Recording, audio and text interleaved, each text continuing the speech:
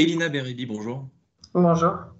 Alors, est-ce qu'il y a une entreprise que vous trouvez exemplaire, incontournable, à quel point que vous auriez bien aimé investir dans cette boîte lorsqu'elle était fondée, même si c'était peut-être il y a longtemps? Oui, alors une société que j'admire beaucoup, c'est Oatly, qui est une société d'origine suédoise qui a récemment été plus visible parce qu'elle s'est introduite en bourse au Nasdaq. Et c'est une société assez révolutionnaire puisqu'elle a introduit les aliments et les ingrédients à base d'avoine. Et elle a vraiment développé l'usage et le goût pour ses produits qui sont meilleurs en termes de santé, d'environnement, etc.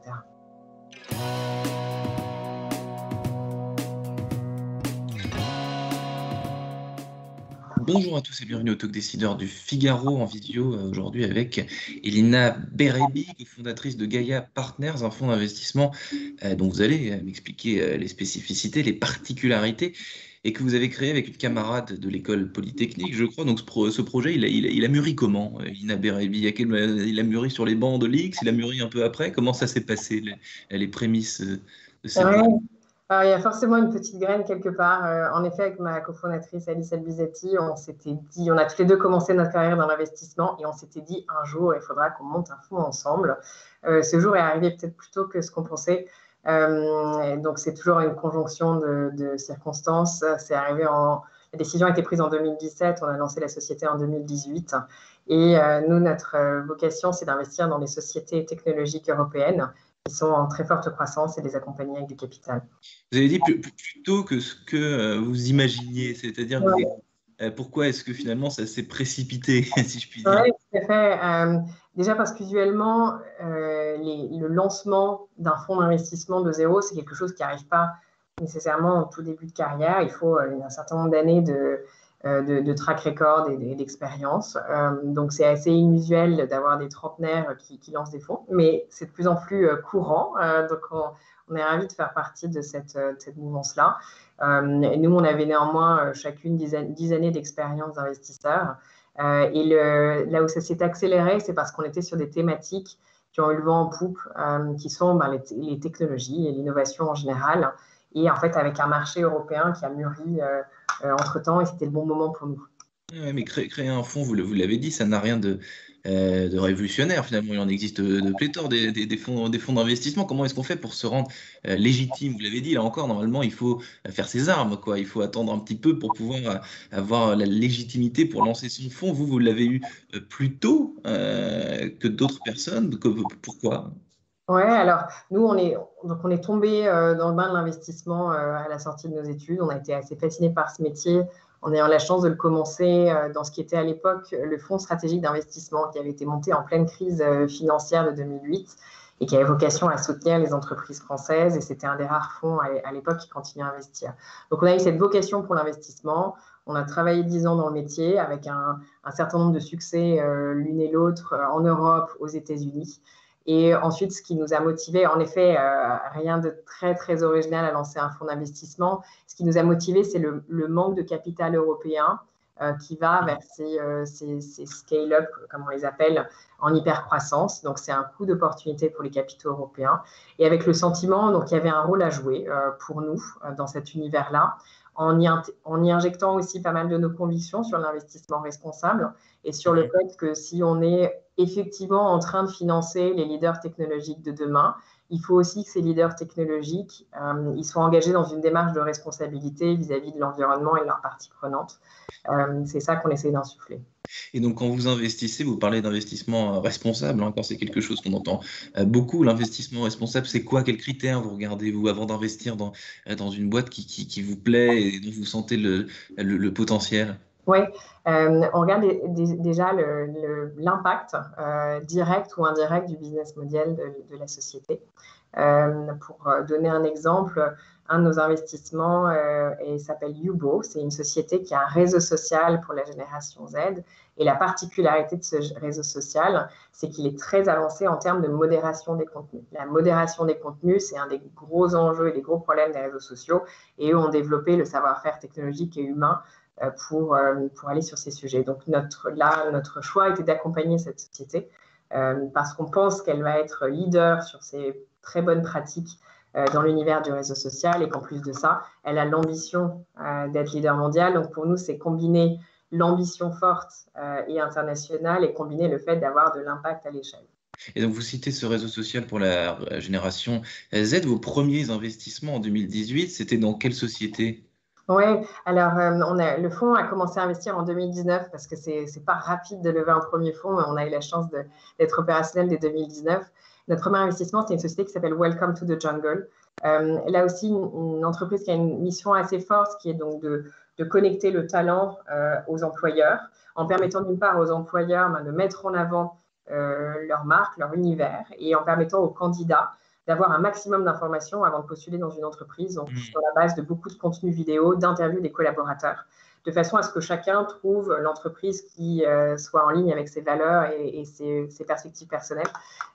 Et Welcome to the Jungle est une entreprise qui est B Corp, donc qui a intégré les missions très très fortes dans son activité, et d'ailleurs, ils ont intégré leur mission dans les statuts. Donc, c'est des engagements très forts de la part de cette société et qui est tout à fait en ligne avec ce qu'on souhaite faire chez Gaïa.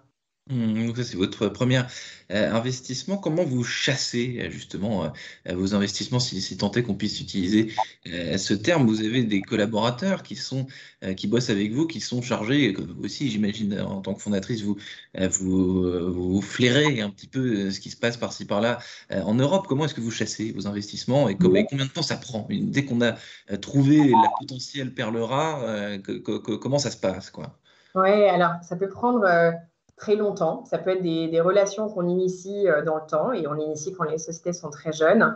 Et puis d'autres, c'est quelque chose d'assez rapide, une introduction. Et puis là, on se dit, voilà, c'est pour nous. La façon dont ça se passe, c'est qu'on construit des convictions par secteur. Donc il y a des thématiques qu'on explore de façon très profonde. Nous, on s'est beaucoup intéressé à l'univers du logiciel dédié aux petites entreprises. Historiquement, les petites entreprises ont été sous-servies par le logiciel et on a la chance d'assister à une grande vague d'équipements. Donc, on est surindexé sur cette catégorie. Et là, on est en train d'explorer d'autres business models sur lesquels on a envie d'être très fortement indexé, autour de l'éducation notamment, donc qui a eu le vent en poupe également à travers la crise Covid, et les sujets d'économie circulaire et d'impact environnemental. Ouais, donc, dans l'investissement, dans votre activité, ce que vous venez de décrire, ces petites entreprises, ces PME, ces ETI qui sont, d'un point de vue évident, en retard sur les sujets du digital et de la transformation, là, c'est en train de bouger parce que la crise a révélé ce cruel fossé entre les grands groupes plus urbains qui sont très équipés en matière digitale et technologique et d'autres boîtes qui le sont beaucoup moins. Absolument. Donc, nous, on a repéré un certain nombre de besoins, que ce soit dans des secteurs. On peut penser par exemple à la santé, les hôpitaux qui sont sous-équipés. On peut penser à des tailles d'entreprise qui, du fait de la taille, en fait, n'arrivent pas à se payer certains outils. Et donc, Ouais. nous, on a été assez convaincus. Welcome to the Jungle est un outil qui est extrêmement utilisé par les petites entreprises, mais aussi par les grandes.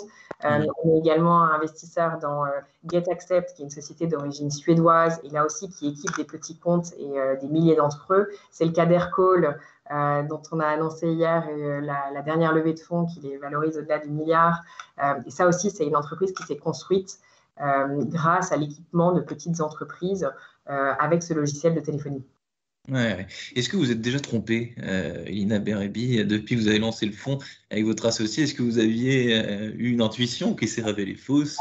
Évidemment, je vous souhaite le contraire, mais l'erreur est humaine, et a fortiori lorsqu'on fait ce métier-là, quoi.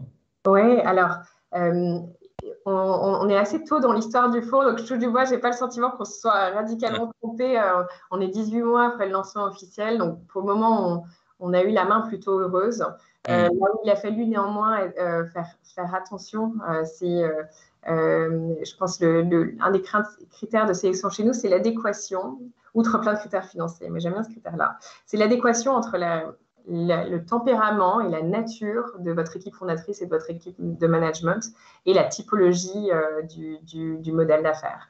Un exemple chez Yubo, donc qui est ce réseau social, on a une équipe très jeune, plus jeune que nous, c'est une équipe d'ingénieurs. Et les ingénieurs, ils aiment itérer et ils testent en permanence plein de façons de consommer l'application, plein de fonctionnalités. Et ils n'ont pas de vision préconçue sur la façon dont les jeunes vont se faire des amis en ligne, mais on teste en permanence. Et ça, c'est le tempérament qui convient dans cette industrie. Ça convient peut-être pas dans une autre industrie, mais c'est très adéquat. Et donc, on teste beaucoup ça. Donc, pour le moment, on a l'impression qu'on ne s'est pas trompé sur ce sujet, mais il faut rester vigilant. Un investissement dans une boîte, Elina Berabi, ça dure combien de temps chez vous, cette aide, cette collaboration avec les sociétés dans lesquelles vous décidez d'investir, ça dure combien de temps? Alors, le plus longtemps possible dans les limites de notre activité. Il n'y a pas de limite, il n'y a pas de deal. On a une limite qui est liée à la durée de vie de notre fonds. Donc, on est sur des durées de vie assez classiques, mais qui restent longues. C'est des durées de vie de 10 ans qui peuvent être étendues. Donc, voilà, là, on peut se projeter dans le temps avec nos sociétés. Parfois, il arrive que ça s'arrête plus tôt que prévu. Donc, c'est souvent pour des bonnes raisons. C'est parce qu'on cède la société.